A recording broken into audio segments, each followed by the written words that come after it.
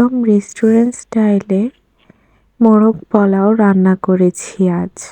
তার জন্য কড়াইতে তেল দিয়ে একটু পেঁয়াজ কুচি দিয়ে ভালোভাবে বেরেস্তা করে নেব।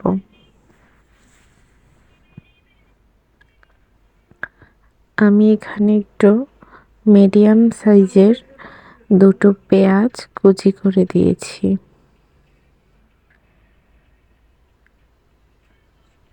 অফ ক্যামেরাতে আর একটু পেঁয়াজও দিয়েছিলাম, ওটা ক্যামেরায় ওঠাইনি। পেঁয়াজগুলো ভালোভাবে বেরেস্তা করে নিচ্ছি। আমার ভিডিওটি ভালো লাগলে চ্যানেলটি সাবস্ক্রাইব করবেন আর একটি লাইক করে দিবেন।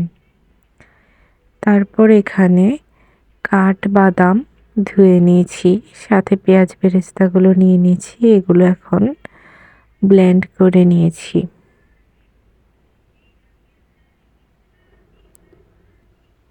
এখন আরেকটি প্যানে পেঁয়াজ কুচি দিয়ে দিলাম দুটোর মতো।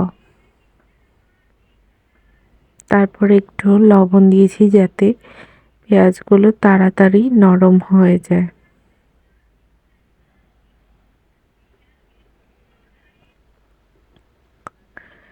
লবণ দিয়ে পেঁয়াজগুলো একটু নরম নরম করে ভেজে নিয়েছি।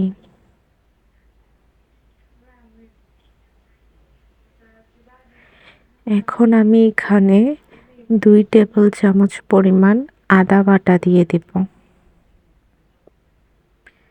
আর 2 টেবিল চামচ পরিমাণ রসুন বাটাও দিয়েছি।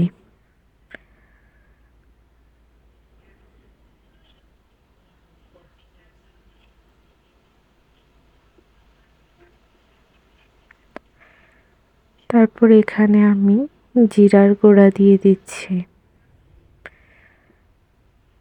ক্যামেরাতে দেখানো এরকম ছোট চামচে করে 2 চামচ জিরার গুঁড়া দিয়ে দিলাম। তারপর কিছু কাঁচামরিচ দিলাম। তারপর সামান্য একটু জল দিয়ে মশলাটা কষিয়ে নেব। যেহেতু এখানে গুঁড়া মশলাও আছে তাই একটু জল দিয়ে মশলাটা কষিয়ে নিলে ভালো হবে। মশলা কষানো হলে আমি এখানে মুরগির মাংসের পিসগুলো দিয়ে দিব।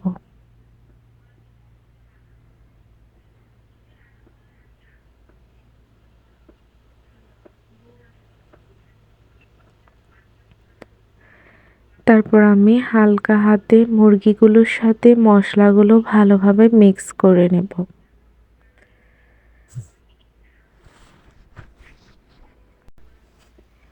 মুরগিগুলো নেড়ে চেড়ে নিচ্ছি। তারপর ওই যে পেঁয়াজ বেরেস্তা আর কাঠবাদামের পেস্টটা দিয়ে দিলাম।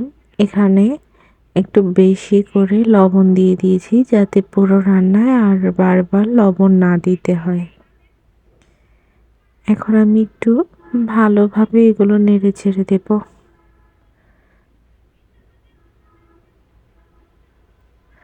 তারপরে এখানে সামান্য একটু মরিচের গুঁড়ো দিয়েছি, 1 চামচের মতো হবে।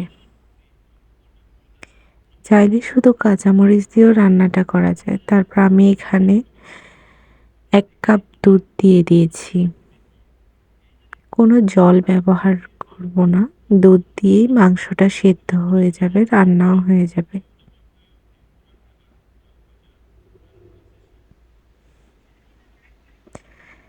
দুধটা দিয়ে আমি মুরগিটা ঢেকে দিব। যেহেতু পিসগুলো একটু বড় বড় তাই ঢেকে রান্না করব যেন সেদ্ধ হয় ভালোভাবে। আমি গরম মশলা দিতে ভুলে গিয়েছিলাম তাই তেজপাতা আর এলাচ দারচিনি দিয়ে দিলাম। এই যে আমার মুরগিটা রান্না হয়ে গেছে।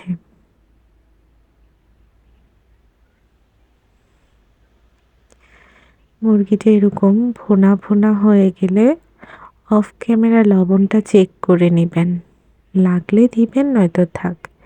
তারপর আমি এখান থেকে এখন মাংসের পিসগুলো উঠে রাখবো। সাথে কিছু ঝোলও উঠিয়ে রাখবো। এগুলো পরে কাজে লাগবে। ভিডিওটি দেখতে থাকুন। আর ভিডিওটি ভালো লাগলে দয়া করে সাবস্ক্রাইব করে দিবেন।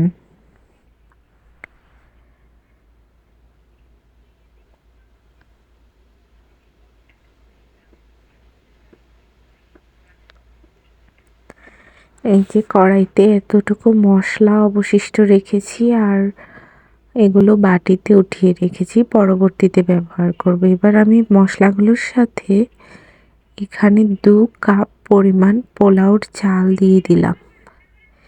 এগুলো একটু 4-5 মিনিট সময় নিয়ে ভালোভাবে মিক্স করে ভাজতে হবে। মশলাগুলো যখন পোলাও চালের সাথে ভাজা হয়ে যাবে তখন আমি এখানে 2 কাপের জন্য 4 কাপ পরিমাণ জল দিয়ে দিয়েছি।